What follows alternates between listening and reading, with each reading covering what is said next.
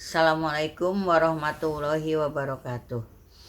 Perkenalkan, saya Supatmi, guru Bahasa Indonesia di SMA Negeri 1 Cilengsi. Baiklah, bahasan kita selanjutnya yaitu tentang teks editorial. Tujuan dari teks editorial, pertama, mengajak pembaca untuk ikut berpikir dalam masalah, isu atau topik yang sedang hangat terjadi di kehidupan sekitar. Kedua, memberikan pandangan kepada pembaca terhadap isu yang sedang berkembang. Manfaat dari teks editorial. Pertama, teks editorial memberi informasi kepada pembaca untuk merangsang pemikiran dan terkadang mampu menggerakkan pembaca untuk bertindak. Pengertian dari teks editorial.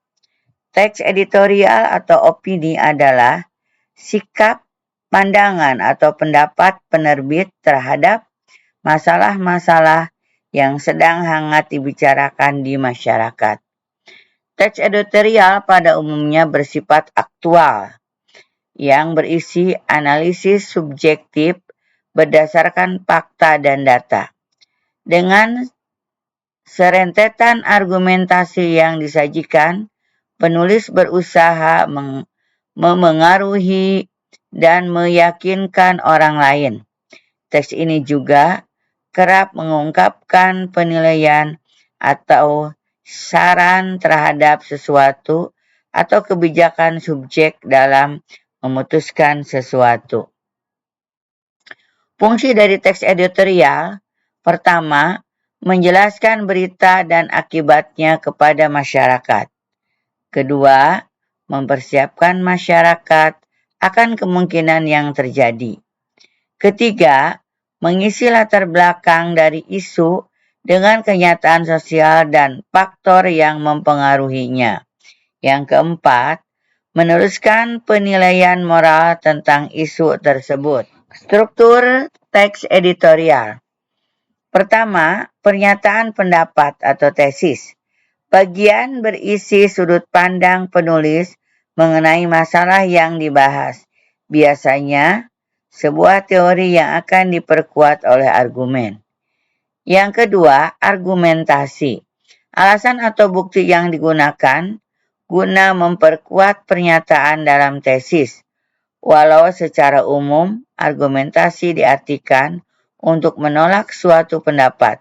Argumen bisa berbentuk pertanyaan umum atau data hasil penelitian, pernyataan para ahli, maupun fakta-fakta berdasarkan referensi yang bisa dipercaya. Yang ketiga, pernyataan atau penegasan ulang pendapat atau reiteration. Bagian berisi penegasan ulang pendapat yang didorong oleh fakta di bagian argumentasi, guna memperkuat, menegaskan ada di bagian akhir teks.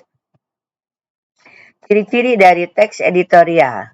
Pertama, bersifat logis dan realistis.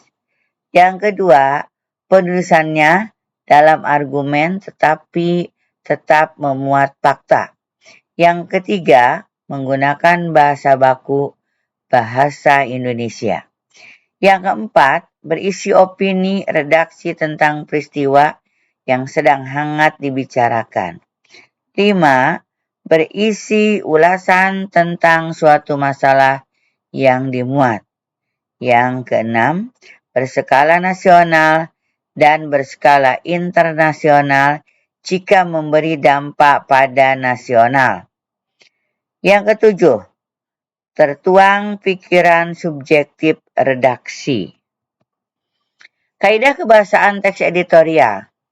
Pertama, adverbia, yakni ditunjukkan agar membaca meyakini teks yang dibahas dengan menegakkan menggunakan kata keterangan atau adverbia frekuentatif.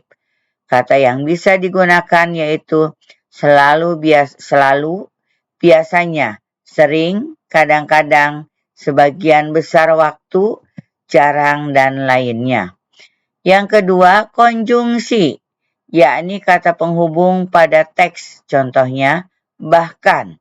Yang ketiga, verba material, yakni verba yang menunjukkan perbuatan fisik atau peristiwa. 4. Verba relasional, yakni verba yang menunjukkan hubungan intensitas pengertian A adalah B dan milik mengandung pengertian A mempunyai B. Yang kelima, verba mental, yaitu verba yang menerangkan persepsi, misalnya melihat, merasa. Afeksi, misalnya suka, khawatir. Dan kognisi, misalnya berpikir, mengerti. Pada verba mental terdapat partisipan pengindra atau senser dan fenomena. Sekian bahasan kita tentang teks editorial. Terima kasih. Assalamualaikum warahmatullahi wabarakatuh.